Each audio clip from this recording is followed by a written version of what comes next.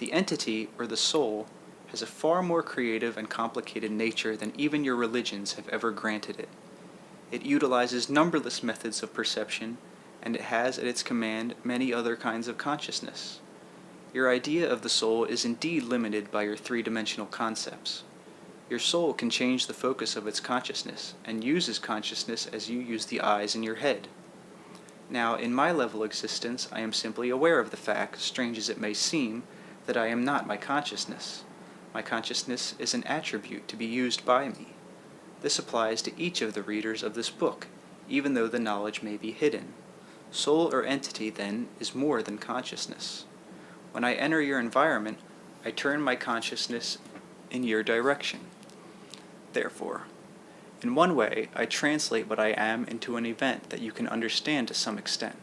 In a much more limited manner, any artist does the same thing when he translates what he is, or a portion of it, into a painting. There is at least an evocative analogy here. When I enter your system, I intrude into three-dimensional reality, and you must interpret what happens in the light of your own root assumptions. Now, whether or not you realize it, each of you intrudes into other systems of reality in your dream states without the full participation of your normally conscious self. In subjective experience, you leave behind physical existence and act at times with strong purpose and creative validity within dreams that you forget the instant you awaken. When you think of the purpose of your existence, you think in terms of daily waking life, but you also work at your purpose in these other dream dimensions, and you are then in communication with other portions of your own entity, at work at endeavors quite as valid as those you are about in waking life. When I contact your reality, therefore, it is as if I were entering one of your dreams. I can be aware of myself as I dictate this book through Jane Roberts, and yet also be aware of myself in my own environment, for I send only a portion of myself here, as you perhaps send only a portion of your consciousness as you write a letter to a friend, and yet are aware of the room in which you sit. I send out much more than you do in a letter, for a portion of my consciousness is now within the entranced woman as I dictate, but the analogy is close enough. My environment, as I mentioned earlier, is not one of a personality recently dead in your terms, but later I will describe what you can expect under those conditions. One large difference between your environment and mine is that you must physically materialize mental acts as physical matter. We understand the reality of mental acts and recognize their brilliant validity.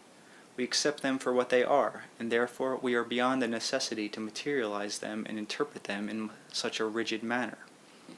Your earth was very dear to me. I can now turn the focus of my consciousness towards it, and if I choose, experience it as you do, but I can also perceive it in many ways that you cannot in your time. Now, some of you who read this book will immediately and intuitively grasp what I am saying, for you will have already suspected that you are viewing experience through highly distorted, though colorful, figurative lenses. Remember also that if physical reality is in a larger sense an illusion, it is an illusion caused by a greater reality. The illusion itself has a purpose and a meaning. Perhaps it is better to say that physical reality is one form that reality takes. In your system, however, you are focused much more intensely upon relatively small aspect of experience. We can travel freely through varying numbers of such realities. Our experience at this point includes our work in each. I do not mean to minimize the importance of your present personalities, nor of physical existence. To the contrary, three-dimensional experience is an invaluable place of training.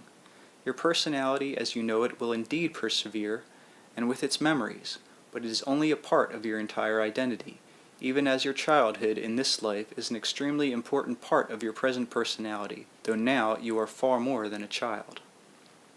You will continue to grow and develop, and you will become aware of other environments, even as you left your childhood home. But environments are not objective things, conglomerations of objects that exist independently of you. Instead, you form them, and they are quite literally extensions of yourself, materialized mental acts that extend outward from your consciousness. I will tell you exactly how you form your environments. I form mine following the same rules, though you end up with physical objects and I do not. Your scientists are finally learning what philosophers have known for centuries, that mind can influence matter. they still have to discover the fact that mind creates and forms matter. Now, your closest environment, physically speaking, is your body. It is not like some mannequin shape in which you are imprisoned that exists apart from you like a casting. Your body is not beautiful or ugly, healthy or deformed, swift or slow, simply because this is the kind of body that was thrust upon you indiscriminately at birth. Instead, your physical form, your corporeal personal environment, is the physical materialization of your own thoughts, emotions, and interpretations. Quite literally, the inner self forms the body by magically transforming thoughts and emotions into physical counterparts. You grow the body. Its condition perfectly mirrors the subjective state at any given time. Using atoms and molecules, you build your body, forming basic elements into a form that you call your own. You are intuitively aware that you form your image and that you are independent of it. You do not realize that you create your larger environment and the physical world as you know it by propelling your thoughts and emotions into matter, a breakthrough into three-dimensional life. The inner self, therefore, individually and in mass, sends its psychic energy out, forming tentacles that coalesce into form. Each emotion and thought has its own electromagnetic reality, completely unique. It is highly equipped to combine with certain others according to the various ranges of intensity that you may include. In a manner of speaking, three-dimensional objects are formed in somewhat the same way that the images you see on your television screen are formed, but with a large difference. And if you are not tuned into that particular frequency, you will not perceive the physical objects at all. Each of you act as transformers, unconsciously, automatically transforming highly sophisticated electromagnetic units into physical objects. You are in the middle of a matter-concentrated system, surrounded, so to speak, by weaker areas in which what you would call pseudomatter persists. Each thought and emotion spontaneously exists as a simple or complex electromagnetic unit, unperceived incidentally as yet by your scientists. The intensity determines both the strength and the permanency of the physical image into which the thought or emotion will be materialized. In my own material, I am explaining this in depth. Here, I merely want you to understand that the world that you know is the reflection of an inner reality. You are made basically of the same ingredients as a chair, a stone, a head of lettuce, a bird. In a gigantic cooperative endeavor, all consciousness joins together to make the forms that you perceive. Now, because this is known to us, we can change our environments and our own physical forms as we wish, and without confusion, for we perceive the reality that lies beneath. We also realize that permanency of form is an illusion, since all consciousness must be in a state of change. We can be, in your terms, in several places at once, because we realize the true mobility of consciousness. Now, whenever you think emotionally of another person, you send out a counterpart of yourself, beneath the intensity of matter, but a definite form. This form, projecting outward from your own consciousness, completely escapes your egotistical attention.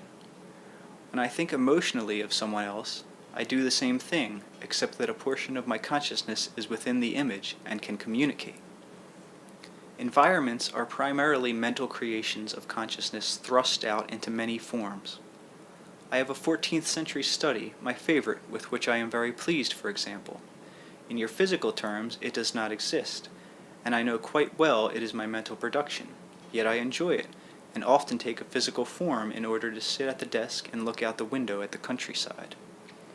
Now, you do the same thing when you sit in your living room, but you do not realize what you are doing, and presently you are somewhat restricted. When my associates and I meet, we often translate each other's thoughts into various shapes and forms out of pure enjoyment in the practice.